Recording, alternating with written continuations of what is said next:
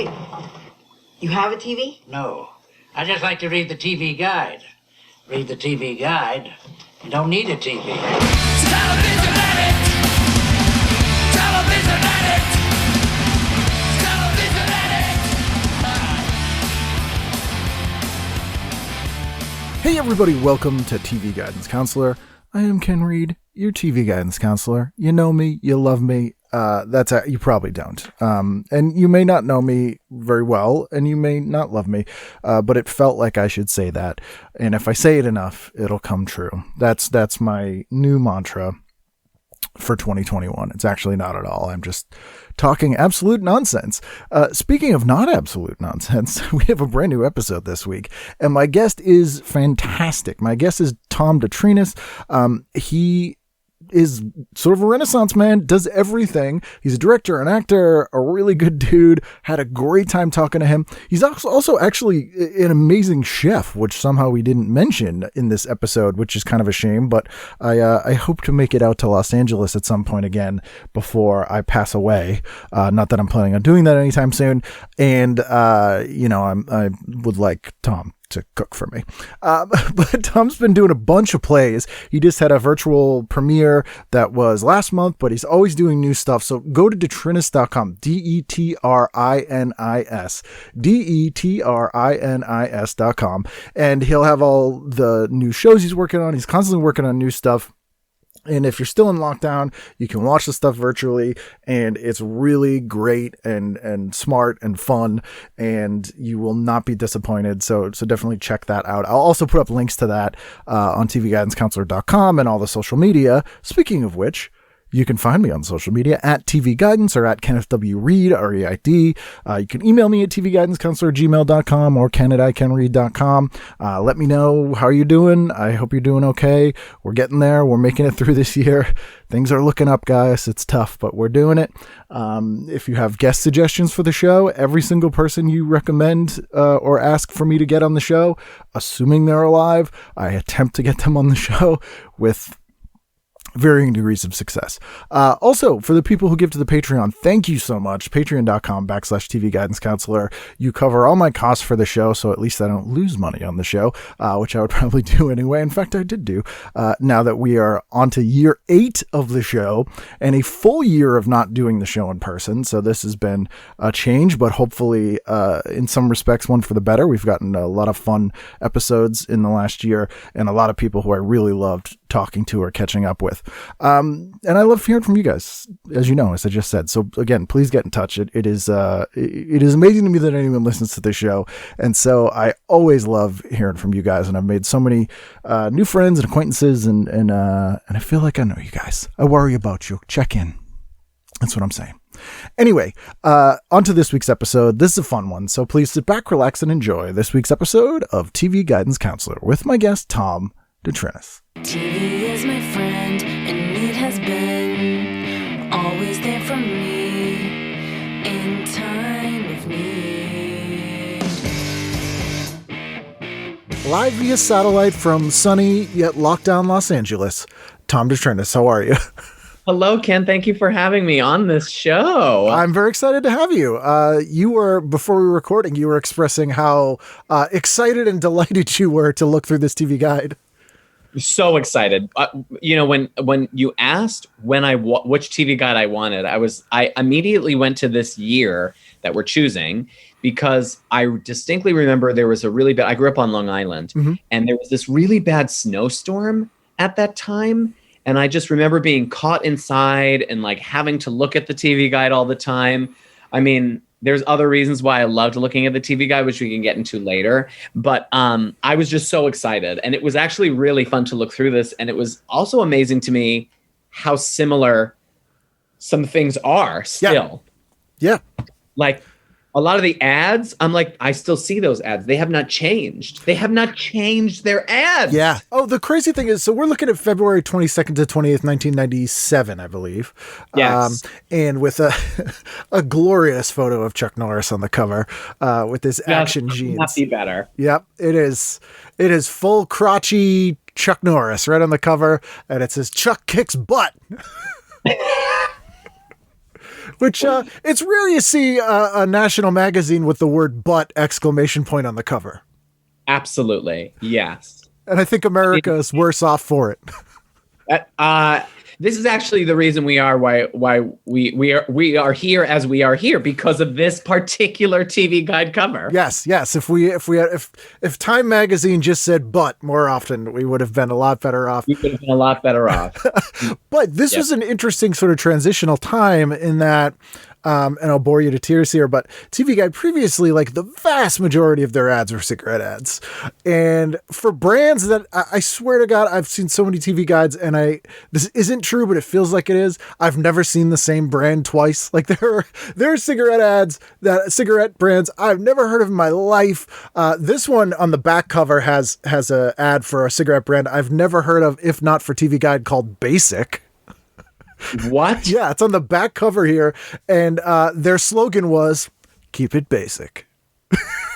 Excuse me? I didn't even get to that point because I stopped after I got to the end of the thing, because in the quick fire at the end, I wanted to kind of just be fresh with it. Yeah. But are you kidding me? Yeah, basic. Wow. Keep it basic. But around the late 90s is when we started to get a lot of the sort of drug ads. So you start to get a lot of like Flonase and like Sinestra or whatever the weird things are.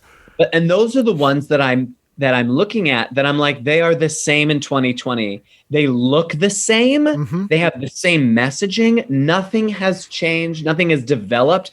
The fucking logos are the same. I'm like, girls, you are making billions of dollars a year on Flonase. You can't update yourself a little bit? Like, come on, guys. If it ain't broke, don't fix it. They're like, hey, this has been, although it's bizarre, like my wife's from the UK, and so she's still, I mean, she's been here 20 years, but she's still, anytime we see an ad for a thing like this, that's like a prescription drug, she's like, if you need something, doesn't like a doctor just give it to you? Like, why are they advertising this? And I'm like, oh, no.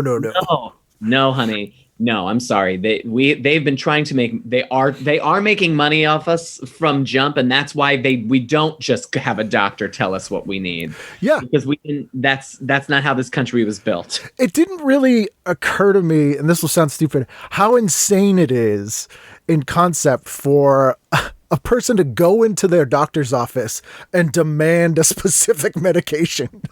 Like, how weird. Like, no, I know I have restless leg syndrome. I want this. Why? Yes, correct. Yeah, very strange. Yes. So yeah, there's some grid ads in here, and then of course some classics like Shake and Bake, which. Oh yeah, and then there was this weird. I've never seen this. This like what's it called? Deli meats. Oh yeah. There's like several of the same deli meat ad in here that I didn't even know exist. They do not exist anymore. Does this deli meat exist anymore? Louis Rich. Louis Rich. It has to have been bought out by someone, because they bought up a lot of ad space.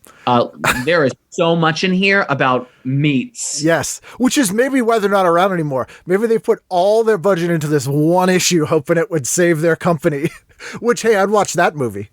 I would watch that movie for sure, and I bet you it is a Lifetime original. That was also my other favorite thing, is looking through this and seeing the wackadoo fucking made-for-TV movies. Mm-hmm. And I have a lot of them on my list here that I'm like, excuse me? Oh, perfect. There was one with Candance Cameron called Sharon's Secret, and I lost my mind. Yeah. And she plays like this evil fucking daughter, and I'm like, of all people. Yeah. Stop. Yeah, I mean, this was, again, like TV movies that sort of started to shift in the mid-90s into the more... They realized that their main audience was, like, women. So they started really pushing the, like, he cheated on her and she murdered him kind of movies. And that sort of was a perfect storm in 97 with the... female child actor who wants to reinvent herself as a sexy vixen post Poison Ivy Drew Barrymore thing. And so you get Candance Cameron doing a made for TV Poison Ivy. Basically. Yeah. That was a real fun exploration experience. And there's also it's all reruns. Almost all of anything that's not the primetime block is a fuck ton of reruns. It's February. I mean, it's February, and it was amazing to me because I was just thinking about all of the actors making so much money and writers, and that's why like that time was like the golden age of making the residual check, because it just would run and run and run, and then like movies that were, and it was a big event. Like in this particular issue, it's a huge event about Schindler's List because it won the Academy Award like 4 years before, and it was like they have a whole article about it in this particular issue. And there was another I forgot which movie it was because I passed by it so quickly because I didn't give a shit. But it was like the television premiere, like that was a big event. Oh, yeah. And this particular one, it was like without any commercials. Like that was also a big event. They did that. Which is interesting. I don't know if you noticed it this summer, but one of the things I think either ABC or NBC did was they brought back the Sunday night premiere movie in lockdown. So all summer they'd have like a big blockbuster family movie on Sunday night because they were like, well, we can't make shows. We don't know what to do. And it actually did really well. Wow. Which is weird because those movies are easily accessible anytime you want now. That's right. Yeah, that is very strange. But I mean, that was going back to that year. In my memory, I remember it was such a fun event of being like, oh, I got to get there. Or we would have to set our VCRs to like record at this particular time if we were in home so that we wouldn't miss it. Also interesting this week that you chose, was the Grammys. Yes. Which on a Wednesday night. Yep. It was a massive deal. Like I don't even think I've watched a Grammy in probably 10, 20 years. I can't. They're so boring to watch now. There's nothing exciting about them. I don't know who anyone is on them, which sounds so old man, but I'm like, I don't know who these people are. But they have a huge article in here about No Doubt.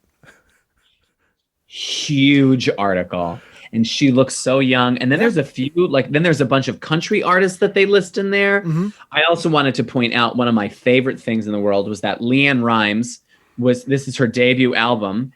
And also TV Guide went through all of the nominees and said who's going to win and who they think should win. Yeah. And they were like, LeeAnn Rhymes should win Best New Artist of the Year. And because that didn't match on who should win. And I lost my mind because she looks like a goddamn baby. Oh yeah, she's like 12 years old. And TV Guide gets super bitchy.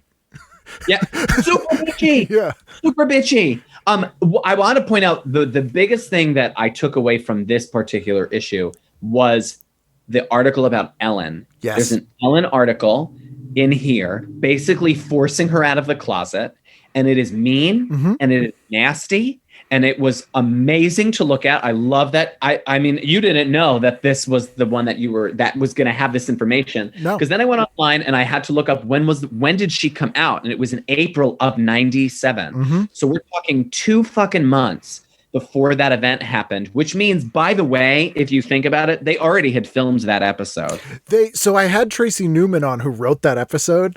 What? And she's Lorraine Newman's sister from SNL. And so she actually won an Emmy for that episode, and they didn't film it yet. So one of the things that pushed it was this article and a couple of other articles. So they wanted to get ahead of it. And the reason that I think the episode's called the dog episode or the puppy episode, and the reason it's called that is because they kept the network kept pitching like, have her go on a date with this guy. She needs to have a guy, the thing. And they were like, look, it's not really working for a specific reason. And so the network was like, can you give her a puppy? And they were like, what? And they're like, have her get a dog. She needs a dog. So they were like sort of torn if they were going to do this or not. And they just were like, fuck it, let's tear the Band-Aid off and we're going to call it the puppy episode. So it's like, yeah, we're giving her a puppy.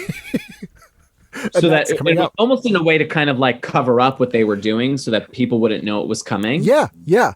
And it was a huge moment. And then the show got awful. So the next season, and Tracy said this too, the next season it ruined the show because they couldn't just do a show about a gay woman. like you would about Yes. anyone else. Now it was an issues show, and every week had to be some big, huge thing. Oh, and then it had to be a fucking after-school special, Exactly. which was also a big thing back then because, as you know, on Fridays, which is going to be on my Friday lineup, is TGIF. Oh, yes. And every episode of TGIF had, towards the end, was all about like a message. And it got to be way too much. Yeah. And I feel like sometimes they do that even now with like a lot of the Chuck Lorre shows. They'll like make it a message. And I'm like, bitch, you're a comedy. Yeah. Stop trying to make social commentary in this way when it just feels forced. Yeah. Go ahead and make a social commentary. I don't want to say that comedy shouldn't, because it absolutely should. But the way that they do it, it just feels like, well, look at us. We're being brave. I'm like, you're not being brave. You're being boring. You're being boring. It's like Emmy bait or something, or it's Oh, it's Emmy bait. And the weird thing is, so when we were growing up, I think we're roughly of similar age. We got those very special episodes, and they were almost universally terrible. Aside from Designing Women, they usually did it really well. There was a few. Oh yeah, they always Designing Women knew how to do it every time. Nailed it. And Golden Girls. Golden they Girls knew as how well. to do it every time. Similarly, but genuinely, those came from a place of trying to help. There was not really a cynicism in most of them. And the big problem was the way people watched TV was different in that it was true broadcasting, in that we would watch things with our whole family. So tonally, that's crazy. And you have, a Mr. Belvedere episode about AIDS or child molestation where you have these writers who wrote for KRP and Barney Miller, throwing gags in there and trying to make something for the dad and the kid. And it's just that it just doesn't work.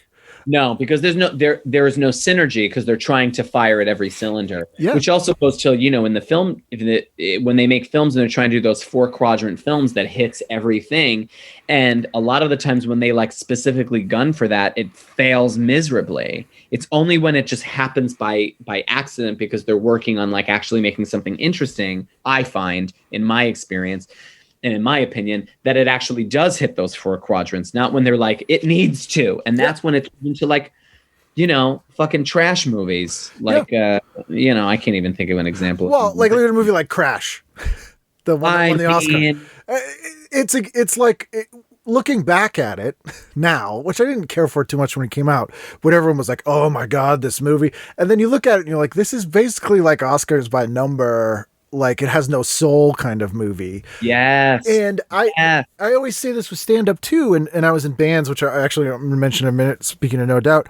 But if you make something artistic, like reverse engineered with an audience reaction you want to get, rather than make the thing and then it just gets what it gets, it almost universally is terrible. Absolutely. Like a great example, and one of the fun things I enjoyed during quarantine was the Movies That Made Us on Netflix, where they went through all of those films. And Home Alone's a great example. They really did not set out to make that movie a 4-quadrant, and it just turned out to be. And that movie just almost was never going to get done. Yeah, it was not going to happen. And that was my favorite one of how they made us. That one, and then Dirty Dancing. Those were the two that were my real. When you're favorite. Like, wow, Patrick Swayze was a real asshole. a little bit. Yeah. I mean, but also what I loved about, I loved that this fucking tiny little company was like, no, we'll do it. And then it fucking exploded. Yeah. But when you think about the story, you're just like, it's so simple and like natural. Like, why wouldn't someone want to make this fun movie? Yeah. Well, because it just on paper doesn't make money. And again, the audience for that movie was predominantly female, was probably in hindsight sort of the tween female, which turned out to be the gold mine of the 90s and 2000s, but no one had really figured that out yet. So yeah, that's right. They were pushing stuff towards adolescent boys. If you look at the sort of low budget movies at that time, it's horror and then like titty movies, so they're like, this is what makes money. This thing isn't going to make any money. And that's right. There was a Dirty Dancing TV series, if you remember. I don't remember that. 91 or 92. And it was actually pretty good. Wow. I was not allowed to watch Dirty Dancing as a child because it was so quote unquote racy. I mean, they grind their hips, there's sex, also the abortion in it. Yep. We were not allowed to watch that. Also, I'll have a little bit of information. about television. I was not allowed to watch Married with Children. I was not allowed to watch the show on Nickelodeon with the slime. Oh, you can't do that on television.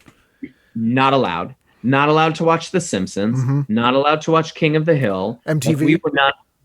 MTV, I could get away with sometimes because it was just like music videos. Because really, that's when in the 90s, MTV and the 80s, obviously, we all know this. Yeah. It was just a lot of music videos and an occasional like reality program. But like my parents didn't know of those, so they couldn't attack them. But they knew what Married with Children. They were like, I know what that. I wasn't allowed to watch Roseanne. Oh, I guess, were your parents very religious or just very strict? Oh, they were very religious. Okay. They were very religious. They very Catholic, but my mom never let us say the word stupid in the house. We weren't allowed to talk back. Were you one of those people who your parents were like, don't use the word hate? They were. They were like, yep. Hate's not okay. Yep. I don't like something. Hate is a strong word. And now I use hate for everything. I'm like, I hate this, I hate that. And people are like, well, you hate a lot of things. I'm like, let me live my life. I'm making up for lost time. I'm making up for a lot of lost time. So when I was choosing all of these TV shows, so now I don't even want to watch those television shows because I didn't. So there's no nostalgia to it. Yeah. So I watch them and I'm like, like I watched The Simpsons and I'm like, that's funny. And I watch Married with Children and I'm like, those people are gross. Oh, it's awful. I always call that show Poor Face. It's like a cartoonish making fun of poor people in a way that Roseanne didn't. It's the exact opposite of Roseanne. And yeah. Now, in that article where bringing up Roseanne and Poor Face, in that article about Ellen, they say that why can't gay people like be on television, and like who cares if a straight person plays a gay person? And then they compared that to it's just like Roseanne playing a poor person. They said that in the article. They specifically said that comparing homosexuality is the same thing to Roseanne playing a poor person on her television show. No, I mean, it's the funny irony of that is how many decades in Hollywood were gay people playing straight people? I mean, all of it? You know what I mean? All of it. All of it? Please see 1930s, 40s, 50s, 60s. Like you just pick a decade and it was every single person was already getting their dick sucked. Sorry, can I curse on this? Oh yeah, no, please do. They were getting their fucking dick sucked even in the middle of the goddamn 90s. Yeah. It was still happening. Like and people we did not know because it would never come out. And to compare Ellen's plight as a gay woman to Roseanne, who also is a monster person, as we have found out. Well, Ellen is too. I mean, well, also Ellen too. My friend from Christmas got me a mug from the Ellen DeGeneres collection, and the mug. The reason she got it is because the mug on it says kindness. Oh, Ellen's ironic mug club. Oh, not stop laughing. Then unfortunately the mug broke. And now what am I supposed to do? I don't have my kindness Ellen DeGeneres mug anymore. Well, maybe you'll have another Christmas miracle in 2021 and you'll have That's what it's an Ellen mug that says empathy. Yeah. An Ellen mug that just says selfless. Yes. Compassion. Yeah. Yeah. It's looking back at these things, and I think we remember them as, wow, that Ellen coming out thing, that was like a monumental, positive representation but it's not quite that black and white. No, it is not. And I had never read this article. I didn't know that. I don't remember it because a lot of what was going on then I wasn't paying attention to because my parents were like, don't look at the shiny objects. And I was kind of just figuring out my own sexuality at that time. I can imagine looking back on it now. I love that you said that. Like we can look back and be like, yeah, it was so cool.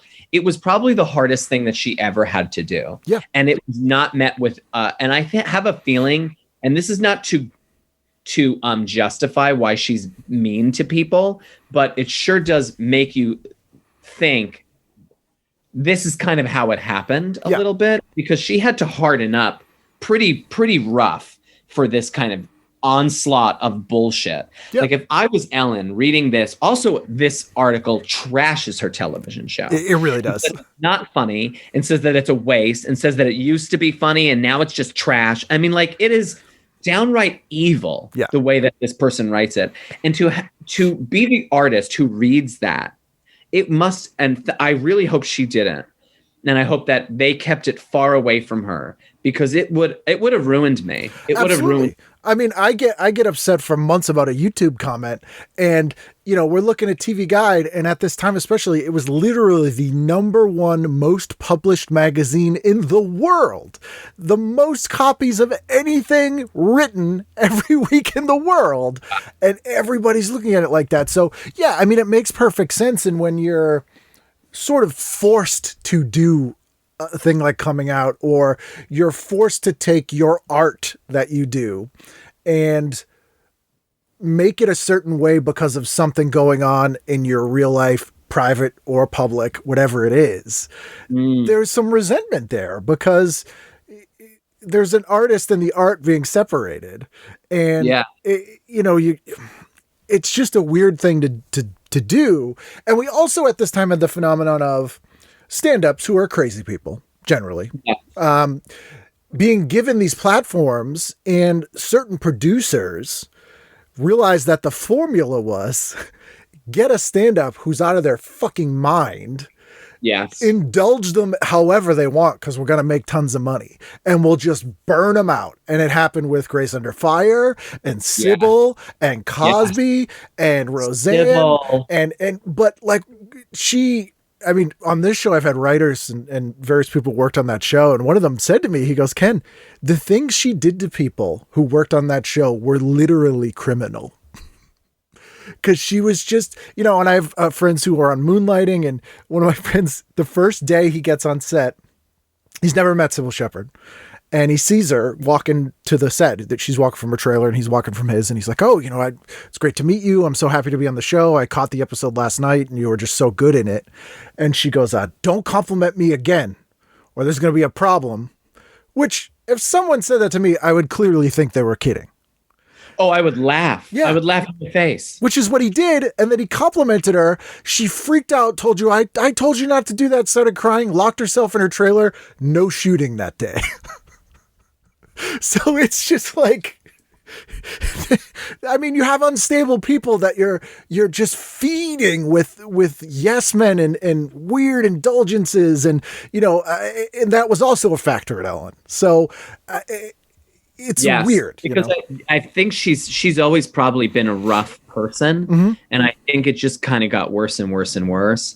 Yeah. I mean, it's really, really unfortunate, because you see the effects of that time period of like the 90s, like, sitcom, where they get all of these really famous comedians, like you're saying, and now you're seeing kind of the repercussions of that, and you're seeing how people are trying to cancel all of these human beings.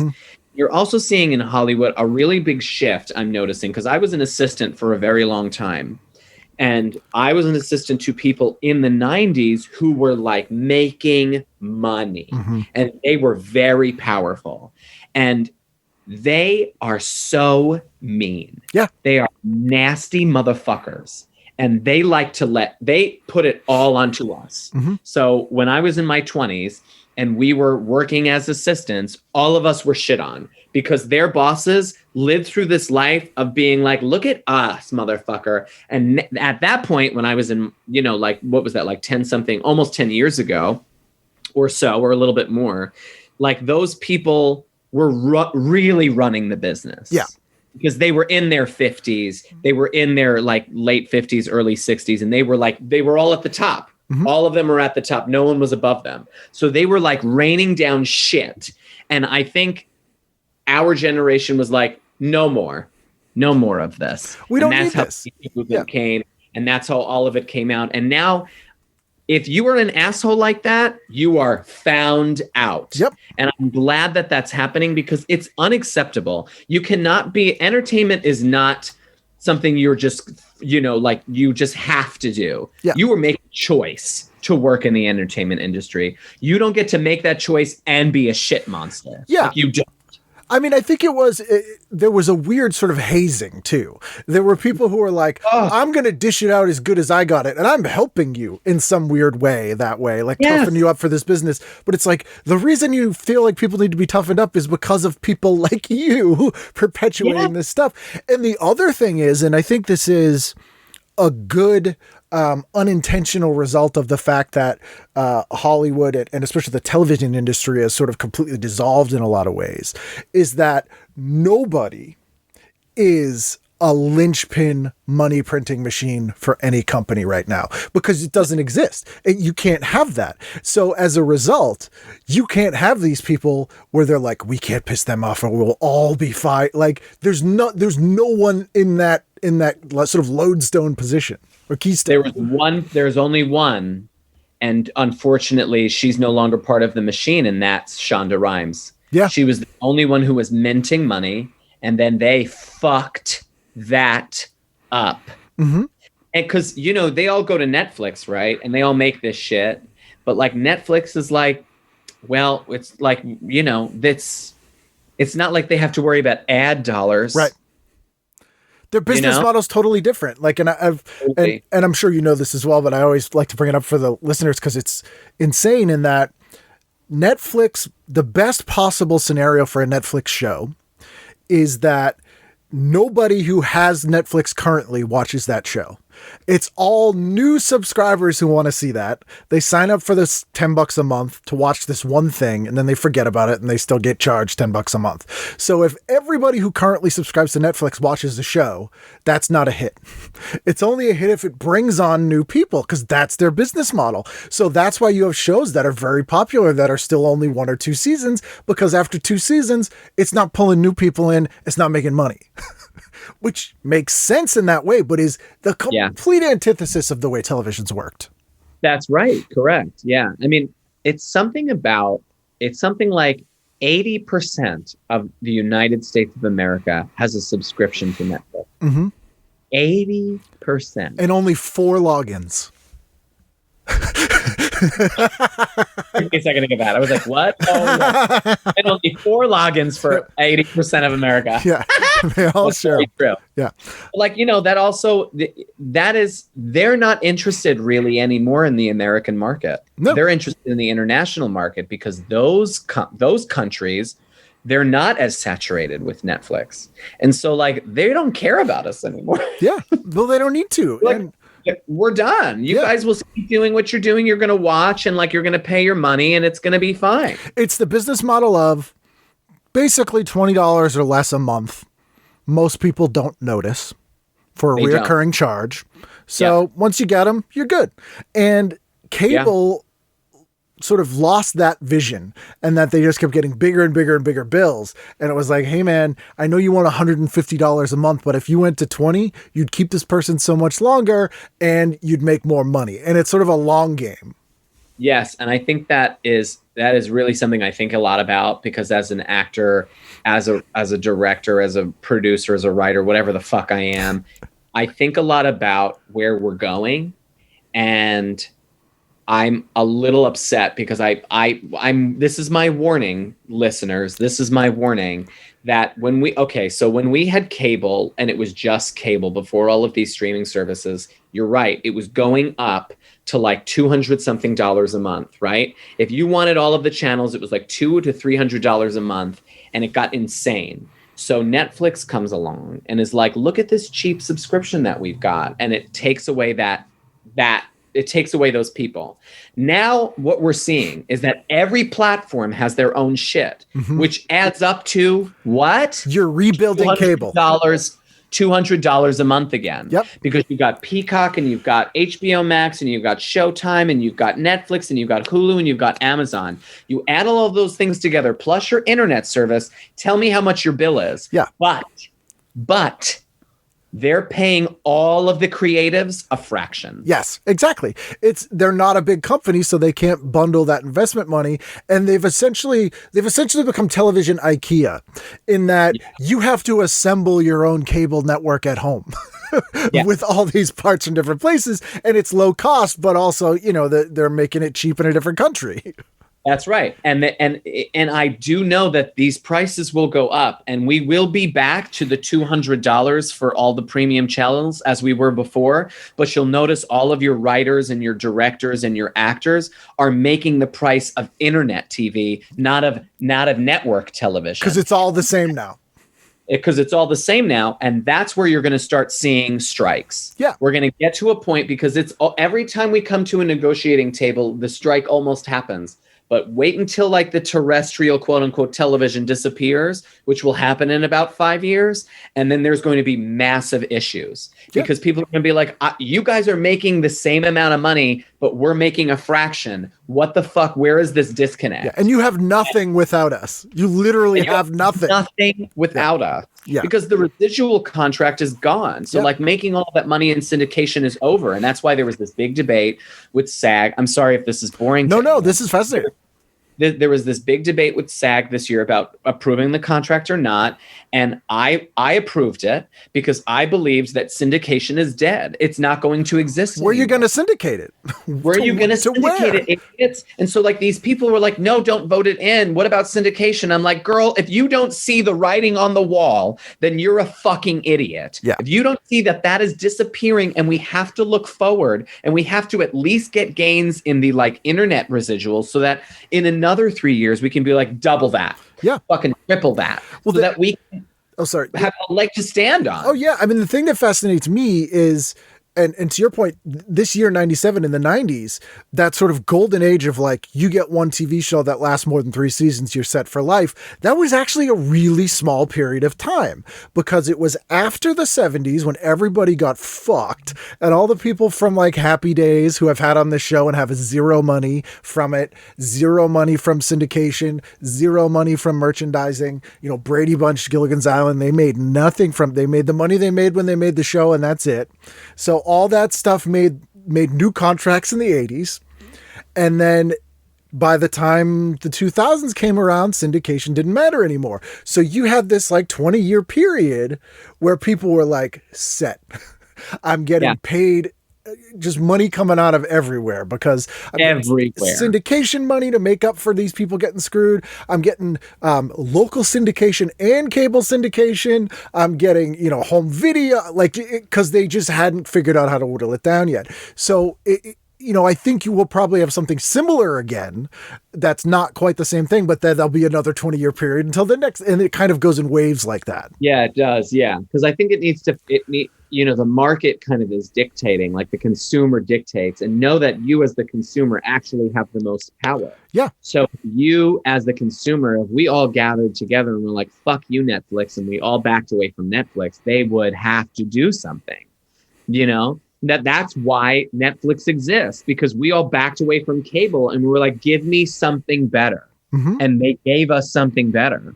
They gave it to us, and I think that we have to remember that we do control the power. We do have the upper hand as the consumer to be like, I don't have to give you money. I don't have to do this.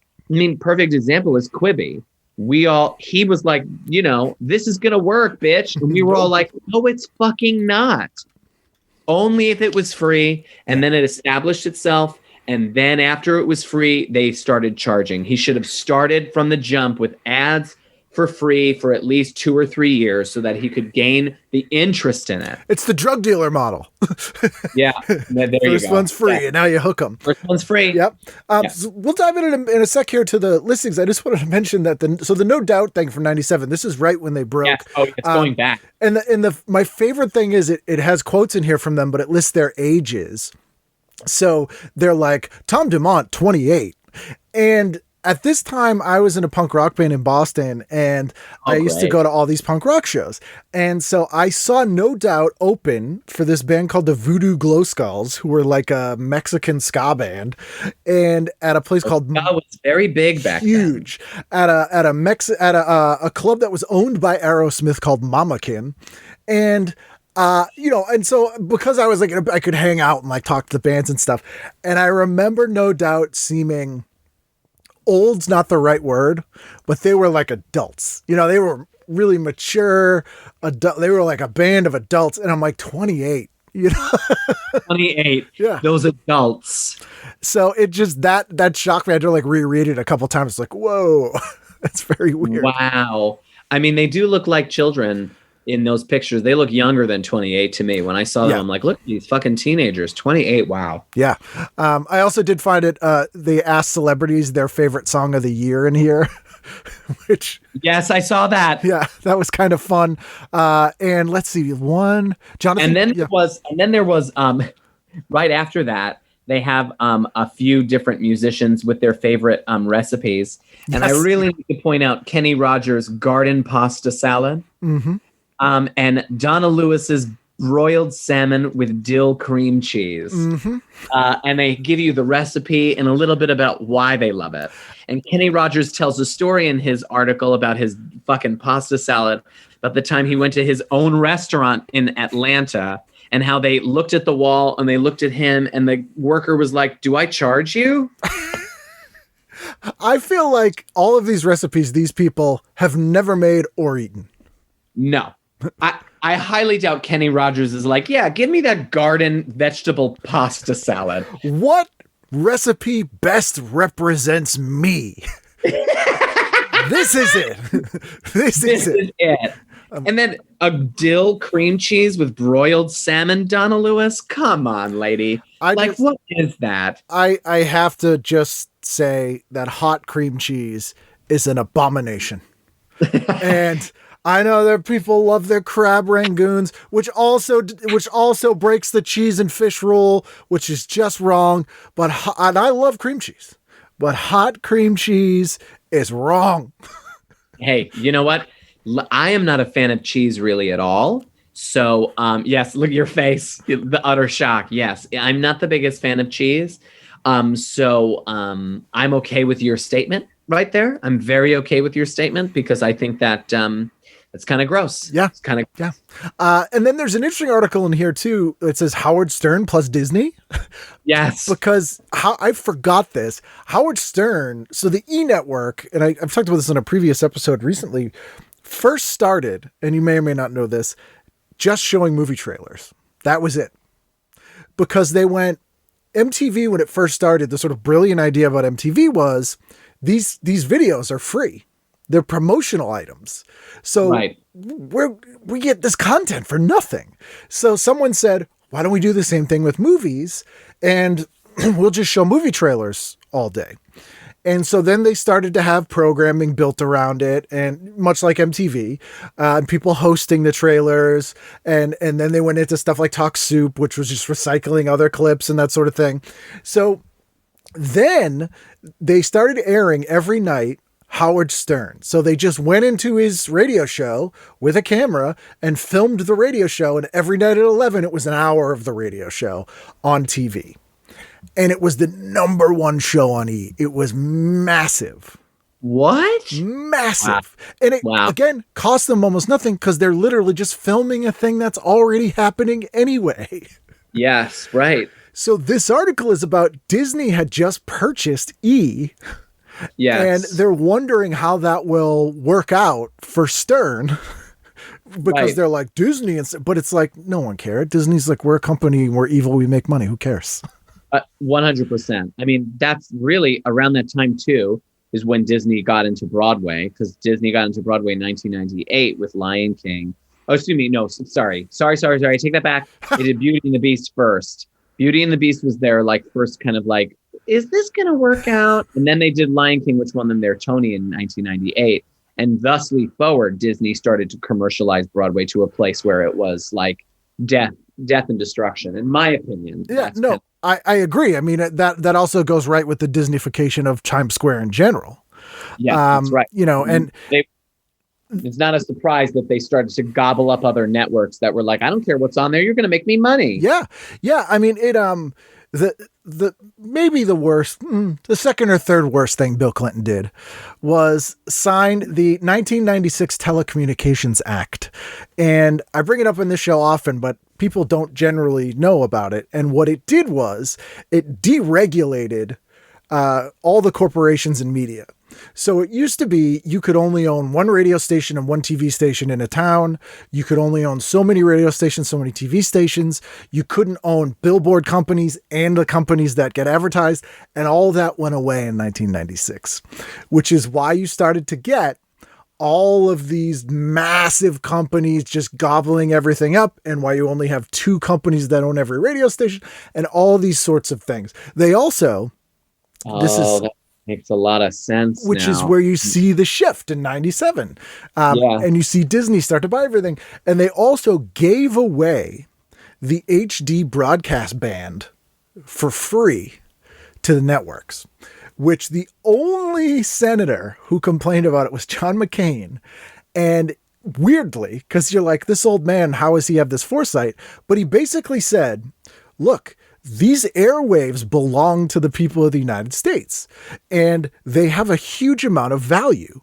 And giving this to these corporations is like if we just gave the Grand Canyon and national parks to corporations to do whatever they want with. Like, this is a massive amount of value. And they were like, shut up. Because basically the companies had lobbyists that went like, oh, if you give us this HD, we'll innovate digital television and it'll be, like whatever they sold it as. But we just gave away about $20 billion worth of digital real estate to these major media companies. And it's nuts. That is nuts. That is blowing my mind. Yeah. And it kind of goes into what we were talking about like, the death of, cable and all of that, and all of the bargaining and the everything. It's kind of like, it all kind of like falls into line now when you know that was kind of the case. Because it's always goes back to the money. It always chases the money. I mean, even what happened this week in America, like, you're like, okay, well, who's benefiting from this financially? Someone is. This was some kind of fucking ploy. And side note, do you know what year Fox News debuted? 97? 97. Yep. And also, my mouth is on the floor. Yeah.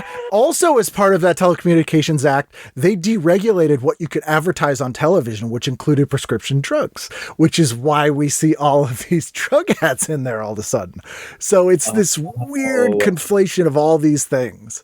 Wow. Oh my God. It's a big year. It's a big transitional year for this stuff. Oh, wow. Whoa. Well, woo. Mind blown. I learned a bunch today. I went to Lane in the same process. It's wonderful. Excellent. Well, let's dive into the more fun stuff instead of the apocalyptic corporate bashing, which I'll do all day. Happily. Yes. Happily so. Yes. Saturday night, what'd you go for? Well, first, I had to make sure I took a quick break and saw at 2:05 on TBS, I had to watch True Beverly Hills, which was one of my favorite movies of all time. Great movie. Then in the evening, I watched a little bit of Seinfeld, and then I went right to The Bodyguard, because I don't care what's happening. The Bodyguard is on television. I'm going to be watching The Bodyguard. So thank you very much. True Beverly Hills is a movie I absolutely love. I actually, believe it or not, have an enormous collection of memorabilia from that film. I have some screen worn items. I have a lot of promotional materials because it's just a great movie. And Shelley Long, to me, is one of the great tragedies of comedic acting, in that she got so shit on for leaving Cheers. Yes. That her film career got completely torpedoed when she was and is still to this day just an amazing actress, amazing comedic actress, beautiful, smart, and that run of movies she made were great. I love Hello Again. I love The Money Pit. Small role in Night Shift, but great. But True Beverly Hills is amazing. Like, she just made this incredible. She's great. An incredible actress. Yeah. And, yeah. And she got shit on. So, that movie's great. And now The Bodyguard, I've never seen. Well, it's really long. You need to know it's incredibly long. It's like epic. And it's also utterly ridiculous. Yeah. Utterly ridiculous. It is the most, it was like, wasn't it 93 or 91? It's something like in the beginning. It's 93. It feels so 80s though. The script was probably around for 20 years. I mean, it feels so 80s, but she is, I mean, she's a goddamn star. She's a fucking star. And Kevin Costner is so weird. He's just bizarre. He's the strangest human being. Yeah. And you see that in this movie. You're like, what? And you don't understand why they're a thing. And you're like, I don't really see the chemistry, but all right. But it's high gay camp drama is why I love it so much. It falls into that category of movies, and I talked about this in an episode recently with Sophia Alexandra, where the movie was a massive part of popular culture. Like, enormous. You're like, this movie's going to be around forever, mostly because of one song. So we were talking about Dangerous Minds specifically. Oh, yeah. But now, people couldn't even tell you what movie those songs were from, and nobody ever watches those movies again. I know no one's watching Dangerous Minds. No, or The Bodyguard, but they all know the song. They do. I mean, I think that album actually was one of the highest grossing albums that ever existed. Yeah, because it was like such a cultural phenomenon. Or even Beaches. Like Beaches was a huge movie, but I don't think most people could tell you what those Bette Midler songs are from. They'll know the songs. Not most people. If you find a homosexual, they will. Oh well, yeah, not most people. Well, they're a special breed of people with a very specific set of skills. Yes, that is correct. That is correct. Right. So I would be intrigued by it. 8:00. There is a thing. It's Bloopers and Practical Jokes, the 80s show, but they've tried to bring it back with a special, and they've called it All New, All Star, TV Censored, Tickle Me Bloopers. How did I miss that? Tickle Me Bloopers. Which is bizarre. But it hit me why it was called that. Any guesses? Tickle Me Elmo? Yes. The hottest Christmas gift the year before was Tickle Me Elmo. Like, it's massive, and it was just shorthand. So Tickle Me Bloopers. We got to Tickle Me Elmo because I had younger siblings, and we got to Tickle Me Elmo for sure. And it was a big day when it arrived. Yeah, people were fighting each other for it. Yeah. The movie Jingle All the Way, I think, with Schwarzenegger and Sinbad. It's like a Christmas movie where they're trying to get that was inspired by the Tickle Me Elmo craze. Oh wow! Okay. But I also, from now on, if I ever become a pirate or need to speak like a pirate instead of shiver me timbers, I think I'll say Tickle Me Bloopers.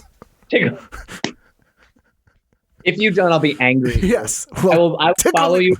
I'm gonna have a private investigator follow you around. If you don't say Tickle Me Bloopers, I'm gonna be pissed. I'm at the mechanic and he's like, you're gonna need a whole new valve job. And I'm like, well, Tickle Me Bloopers, fine. Yeah. To see if please. Yeah.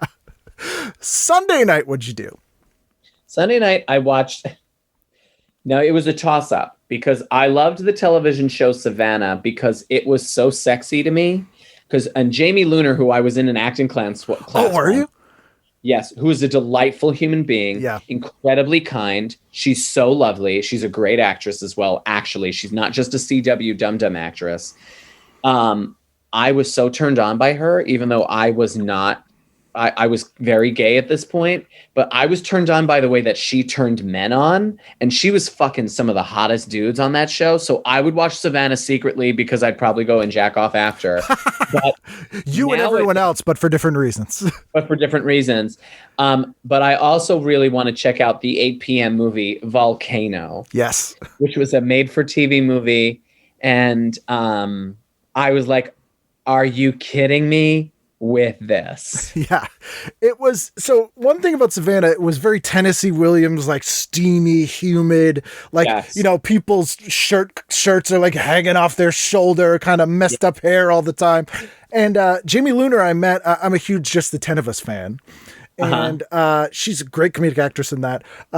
Joe Willette, who is in Just the 10 of Us, is a friend of mine. And I love Just the 10 of Us. And so 2 or 3 years ago, Joe did this amazing one-woman show about her life. She grew up in Maine, so basically like going from Maine to having her own TV show, and it's this great story show.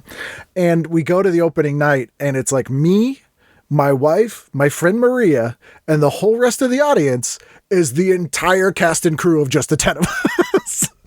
So Jamie Luner was at, like, everyone, it was insane. Like I was That's like, so fun. blew my mind. Love And Savannah was a big hit for like a year.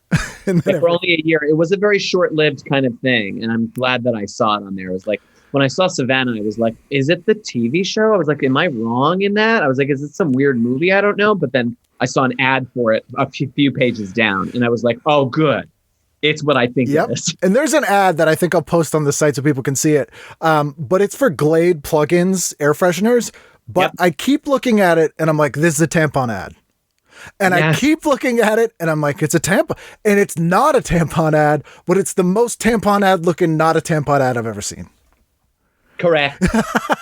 I agree. And in the bloopers realm, Fox has to go into that realm that week. So on Sunday night, Fox is airing Oops, World's Funniest Outtakes 5, hosted by Harry Anderson. Outtakes 5. Yeah. Okay, that means there's many others. That was also something that I noticed was huge, and I didn't even remember how huge it was. America's Funniest Home Videos and all of those like bloopery people falling on their face. Basically the beginning of YouTube. Yep. Is what this year was. And there was one night where there's America's Funniest Home Videos on several different channels, different versions of the show, different hosts. Like, it is everywhere. Yep. We're talking everywhere. Bob Saget making millions of dollars between that and Full House. Millions of dollars. Oh yeah, Friday and Sunday was, he's bookmarking the weekend. And that show's still on. It's still on with Alfonso Ribeiro hosting. What? Yeah. But Volcano. So this is a whole night of TV. So at 8:00, ABC's showing a documentary show called The World's Deadliest Volcanoes. Yeah. Because this was around the time of like When Animals Attack, World's Wildest Police Chases, and all those kind of things. Yes. So that's like the appetizer for this made-for-TV movie called Volcano, Fire on the Mountain. Can they survive the big one? It'll blow you away. Which, as like a 12-year-old boy, I would have laughed at both of those taglines. Yeah. But it stars Dan Cortez of MTV Sports and Burger King fame, and Cynthia Gibb, who's actually a great actress who was in stuff like Modern Girls. She did a lot of 80s movies and then never really hit, but was incredibly likable and talented. This was one of the last things I remember seeing her in. But yeah, this is their big world premiere movie, Volcano. Volcano. And the image is them running away from this volcano, and I couldn't stop laughing. I was like, is this real life? Also, I need you to know that the third choice would have been Night Sins. Yes. Another TV movie, which has a second part coming up on one of the other nights. This stars Harry Hamlin and Valerie Bertinelli. And it's part of Big February Movies on CBS. And it says Megan O'Malley, Special Agent. Mitch Holt, Chief of Police. Mitch Holt's just a great bad cop name. Great bad cop name. Mitch Holt. With a boy's life at stake, a kidnapper lures them into a deadly game where their first wrong move could be their last. Night Sins. So this is like combining that Silence of the Lambs serial killer chic into this sort of neutered version of the erotic thriller Post Basic Instinct that TV movies tried to do when it was like, dude, the only reason people are watching those is for the sex. You're basically like, we're going to give you that with none of the sex. We're going to give you that with none of the sex. It's like, I don't know if that'll work. And it's like, I think what people love about these erotic thrillers are the plots. Yes. I mean, and they did that too. They used to split those movies up into two nights. Like, do you remember when The Shining was made into a made-for-TV movie and it was split up into like 3 or 4 nights? Steven Weber. I actually really loved that version of The Shining, not because it was like as scary as the Kubrick one, but because it was very true to the book, and there was like a lot more elements that you didn't know that were scarier and creepier than what you saw in the Kubrick film. Yeah, the topiaries and all that stuff. The topiaries moving, and the fact that there was like that, the boiler room was much more of an event. Yeah. In the book and also in this movie, and that really was pretty incredible. But also Steven Weber, who works out in the gym I used to go to, the 24-hour fitness around the corner from me. Friend of mine, guest of the show, amazing dude, super talented. The Shining, the Kubrick one, I always say, is an amazing Stanley Kubrick movie and a terrible Stephen King movie because it's an awful adaptation, and it misses the whole point of the book, which is that there are evil places that can corrupt good people. And you get that in the TV movie version, which is sort of the scary part, in that, you know, he's a genuinely good guy and he's really trying, and this place corrupts him. And, you know, Jack Nicholson's fucking bonkers from the first frame of the other one. So oh my God, bonkers. Yeah. I mean, it's one of my favorite movies. Yeah. I mean, because it's I can watch it at any point. I might even watch it tonight because I love talking. Every time I talk about it, I'm like, I gotta watch that movie. Yeah. Anyway, so that would be my Sunday. Monday, what'd you do? Well, I think I start with Ink. Then I would do a little Murphy Brown and some Cybill. Or I would probably catch some of that Happy Birthday Elizabeth, the Elizabeth Taylor birthday special. Yeah. What the fuck? So this is a good night. This is sort of when CBS Monday nights were like my staple in the 80s, because you had Newhart, you had Murphy Brown later, but Designing Women, Kate and Allie, like these shows that were just good, solid shows that stand up really well. And really the only one left at this point was Murphy Brown. Inc. was a really interesting show. So this starred Ted Danson and Mary Steenburgen. I believe it's where they met. And a good friend of mine, Jonathan Katz, was on this show. And so Jonathan's actually, for regular listeners of the show, Jonathan remained friends with Ted Danson, which is how I know Ted Danson and had him on the show. Because, oh my God, how fun. Yeah, because of this show, Inc. And it was a great show. It was sort of, Ted Danson was like a cantankerous sort of editor at a newspaper. It was sort of a show like that. Cybill, also amazing show. I know. It's still really funny. She's great on it. And one of the problems was, and it's not her fault, but Christine Baranski blew her off the screen. Christine Baranski is a revelation in the TV show Cybill. I remember watching Cybill as a kid, and I was like, get this blonde woman away. Who is this woman? And I remember sitting there, this gay little boy looking at her going, I want to be you one day. I am going to be you, Christine Baranski. She walks in with a cocktail every scene, just kind of like she's drunk as a skunk. She's the original fucking Karen from Will and Grace. It's really, Karen only existed because of Christine Baranski and Cybill. Yep. It was a character we never got on US TV. The closest thing was probably the characters from Ab Fab. Yes. But not, it wasn't like it was a ripoff or anything. It was just this innovative character. Christine Baranski was, I believe, a Broadway and a stage actress for years and years and years before that. Really broke with that role. I think she won an Emmy, and it drove Cybill insane. Like, she was like, this woman's a singer and a stage actress, and she won an Emmy, and you wouldn't have the show without me. So she started trying to have less of that character on the show later. But that's not what people want. But the whole cast on that show is great. Alicia Witt is amazing. I loved her on that show. It's still a good show. The Happy Birthday Elizabeth, a celebration of life. I'm just going to read this lineup of people involved.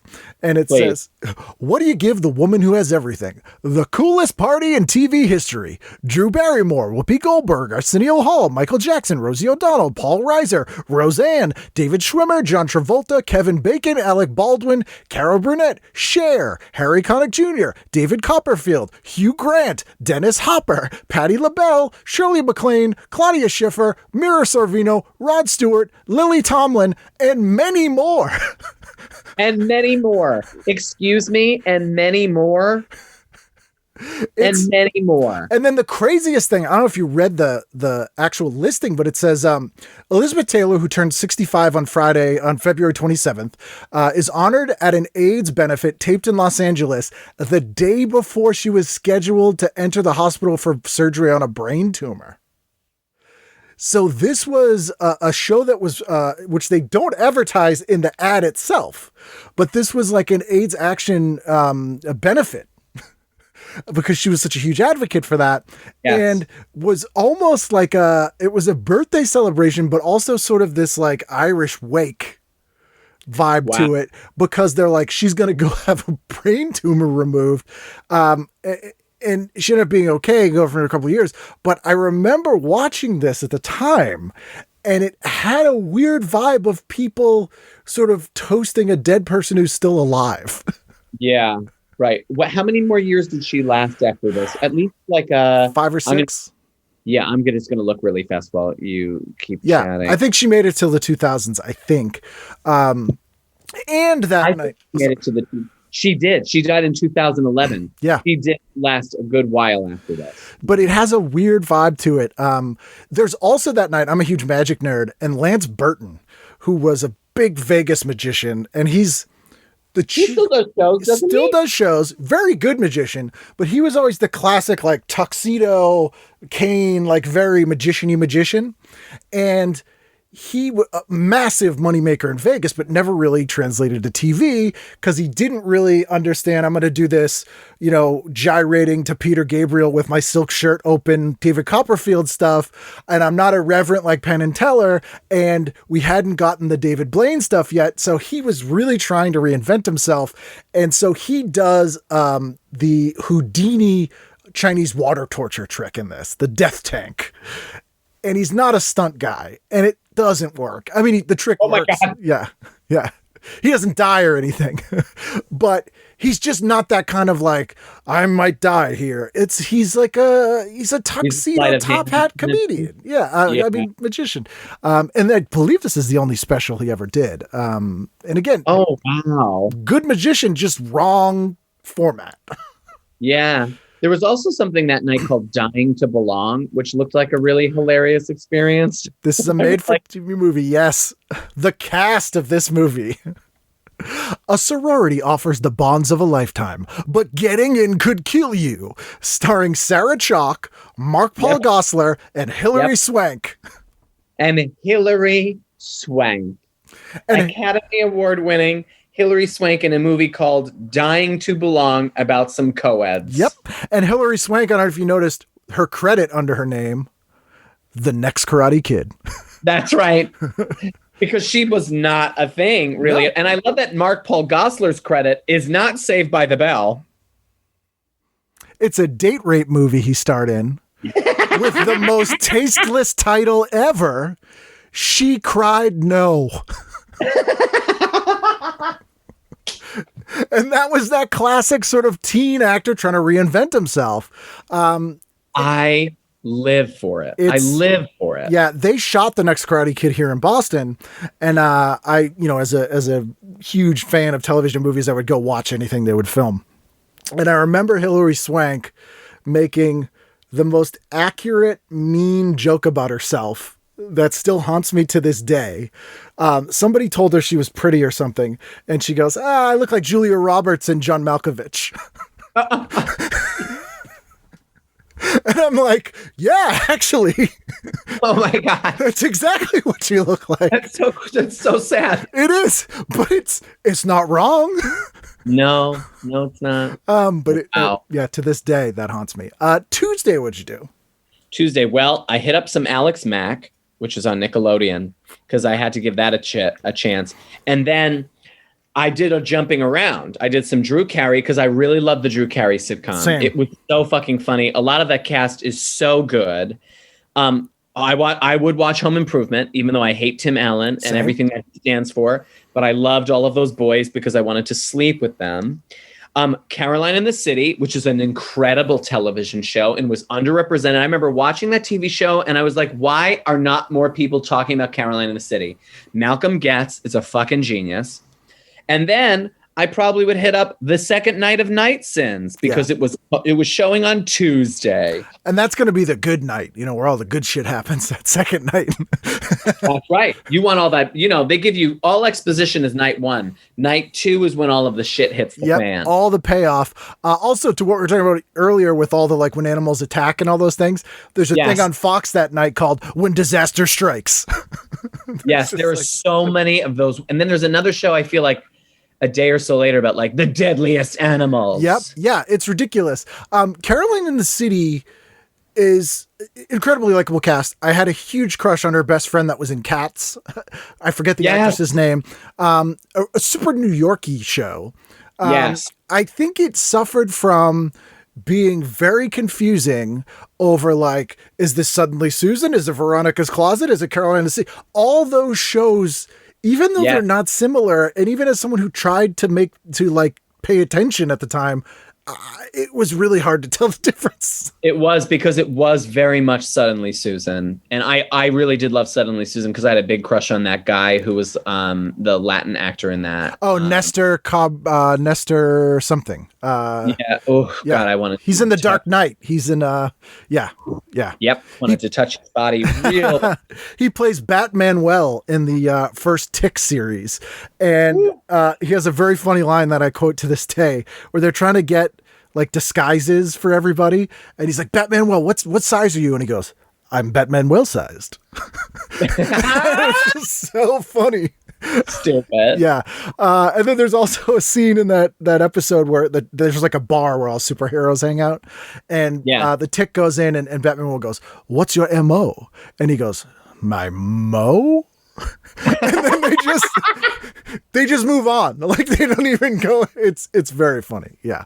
That is very funny. Wednesday, what'd you do? Grace Under Fire. Thank you. And then I would watch probably some of the Grammys, probably. And then I'm stepping in for Sharon's Secret, which is the Candance Cameron made for TV movie about her being an evil human being. Yes. And then I would probably hit some Champion Ballroom Dancing, which was also happening at that time. But Sharon's Secret. Also, just the name of the movie is incredibly unenticing. It really is. Nothing about it grabs you at all. It sounds like a baking contest. It just like boring women sitting around in a room talking about their husbands and the terrible things they do. Yes. That's what this movie sounds like. There's nothing interesting about a woman named Sharon. I'm so sorry to all the Sharons out there. It's true. It's true. It's a very uninteresting name. It really is. Let's say not for human beings, but for characters. Yeah, let's absolutely. say for characters in movies and television.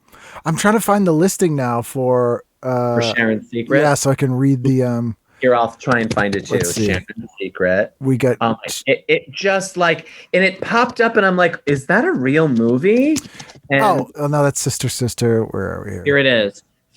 Okay. Yeah, you read it. Following the murder of her rich parents, excuse me, hold on, it just popped up right here. Following the murder of her rich parents, 16-year-old Sharon Hartley, Candance Cameron, becomes so traumatized that she turns mute and catatonic.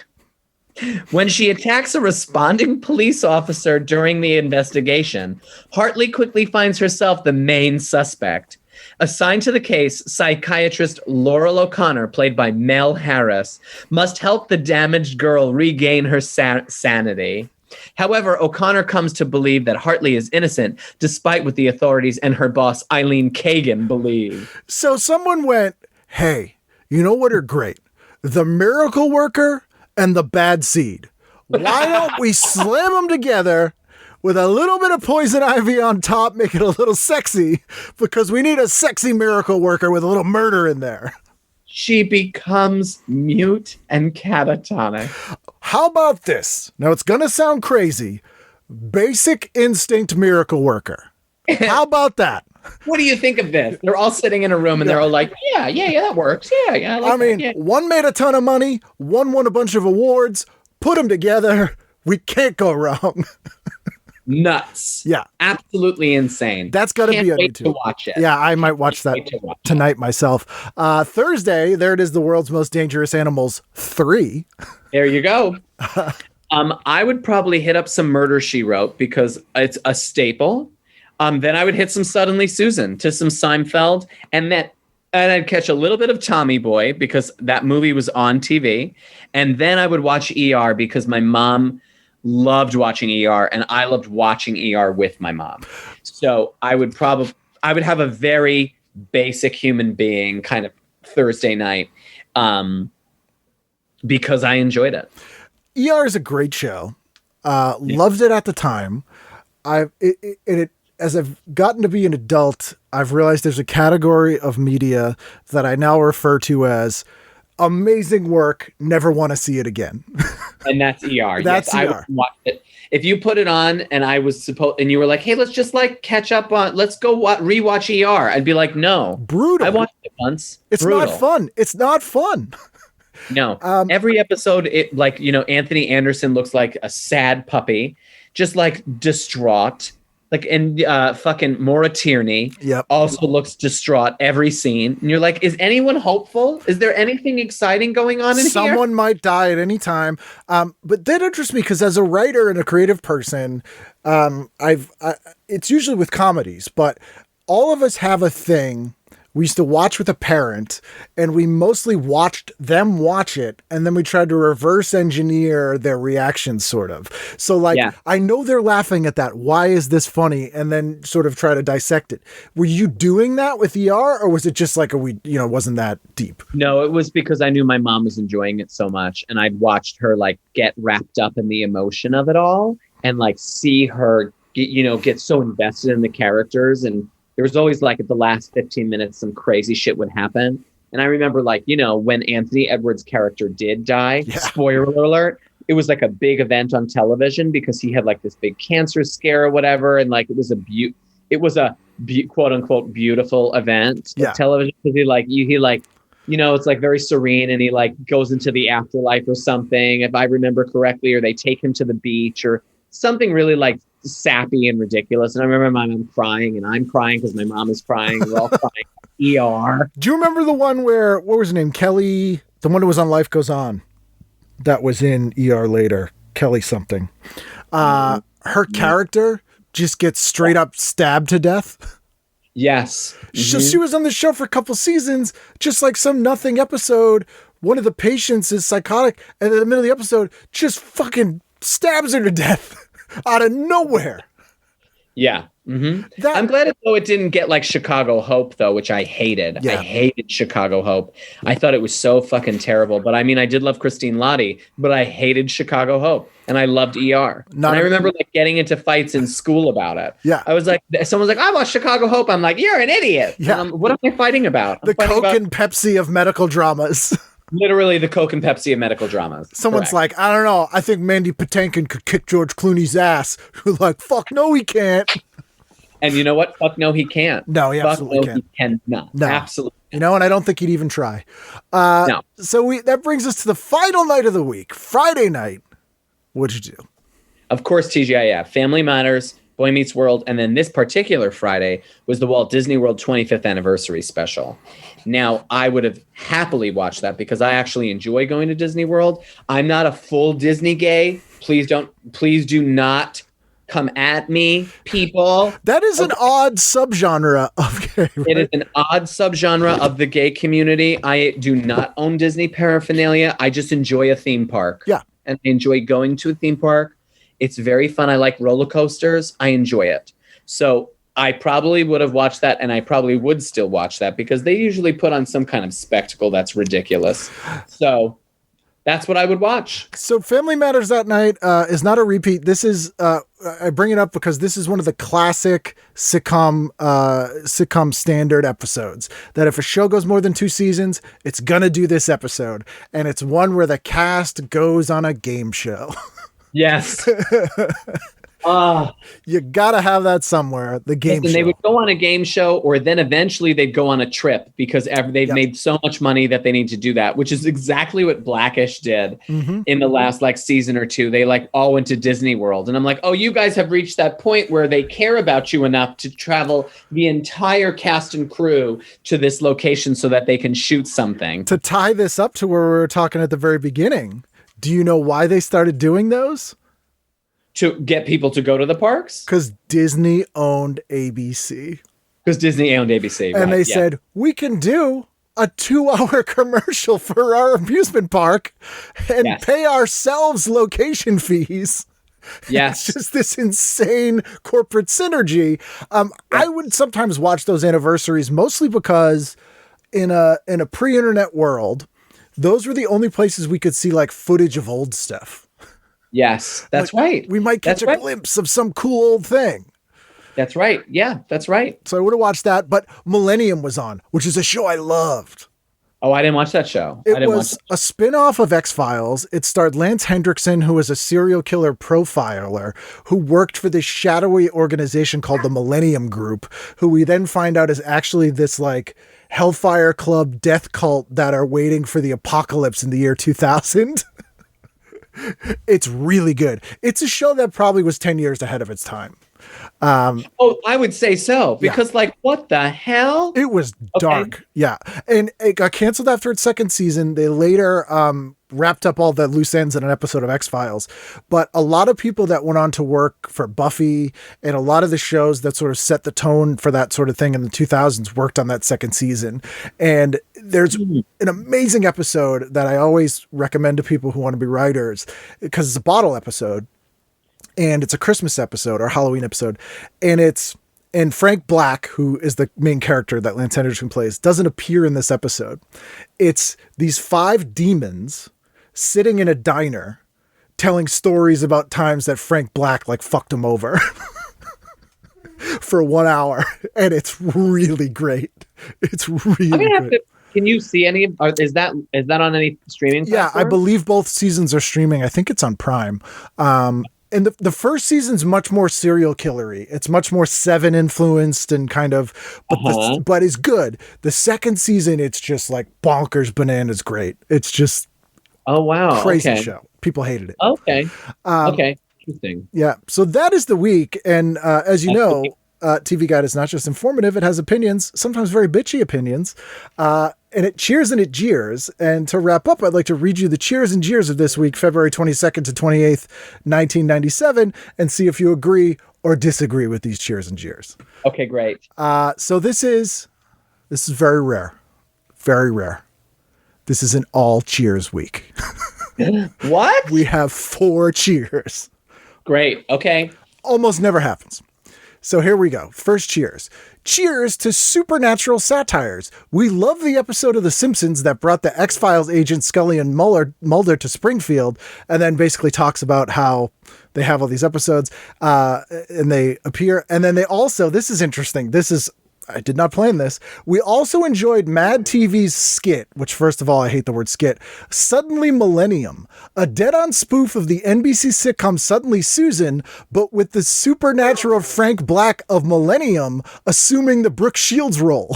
The Judd Nelson character says to him, Frank, I want to talk to you about the article you just tuned in, and you mean maggots devour the innocent? Asked the somber psychic, and we're talking about paranoical parodies. That's odd given what we were just discussing. That is hilarious. That was exactly what we were just talking about. Also, sometimes Mad TV was 10 times funnier than Saturday Night Live. Oh, yeah. Many times. I always bring up the episode that Newhart was on. That just really funny stuff in that one. I have to that. It's great. Cheers to an exacting X-Files lookalike. A graphic reads 9:57 p.m. outside Topeka, Kansas. A farmer stares transfixed at the light moving in the night sky. 2 trench-coated operatives approach the man and ask intently, Sir, do you feel like you were taken to another place? Were you gone a long time? They begin searching for what caused the man's catatonic state. And the camera cuts to a Milky Way wrapper lying in the field. Yes, it's a candy commercial, but the spooky music, the Karashiro lighting, and the breathless mood are all eerily reminiscent of our favorite exercise in paranoia. In fact, when this spot ran during a recent episode of The X-Files, it was extremely difficult to tell where the commercial ended and the show began. That's what we call product placement. All right. I agree with it. Sure. Yeah. You know what? Sure. Okay, man. Okay. Then we have cheers.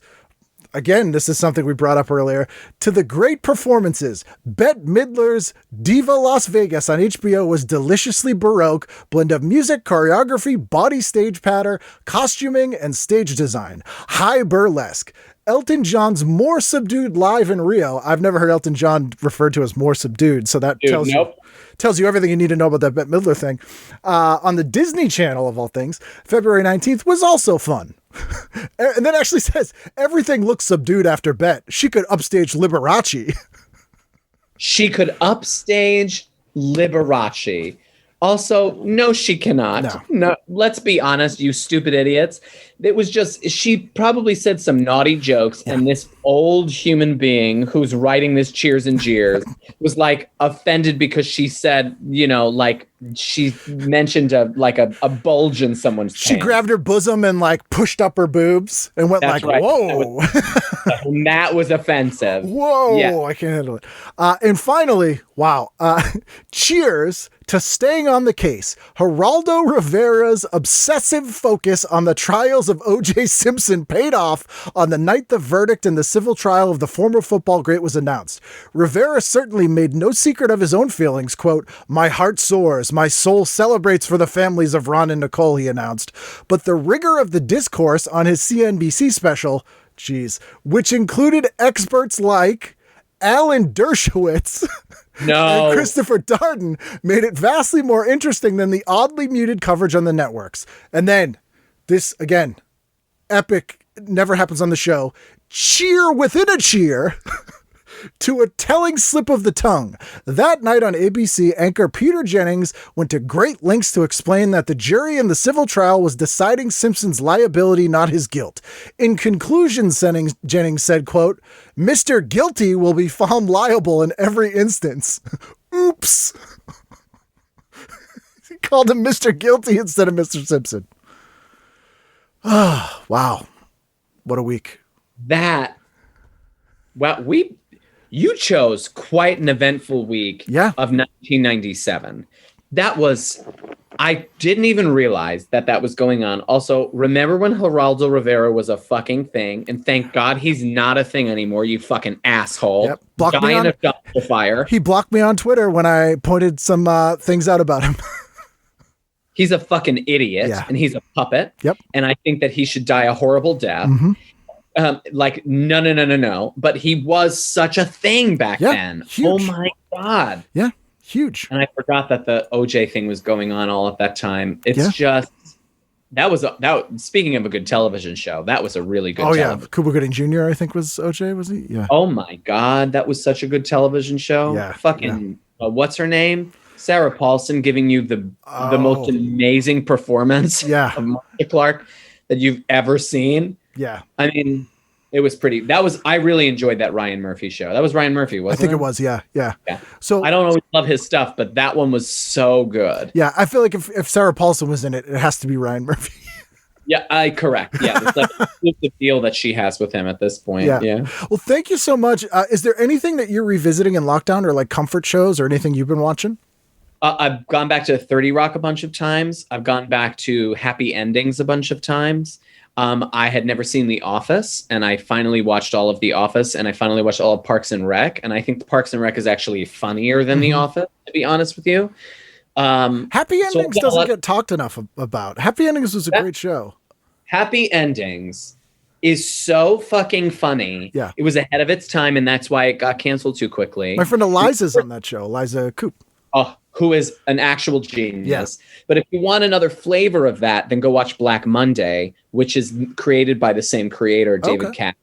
And Black Monday on Showtime with Regina King. Okay, yeah. Yeah, Regina King. And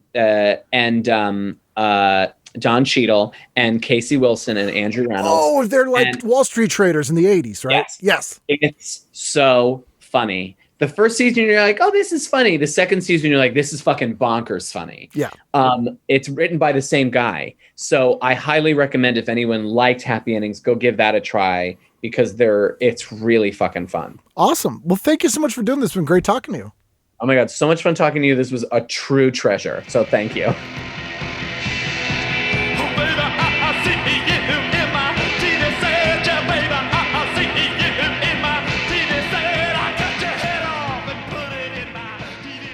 There you go. That's Tom. How great is he?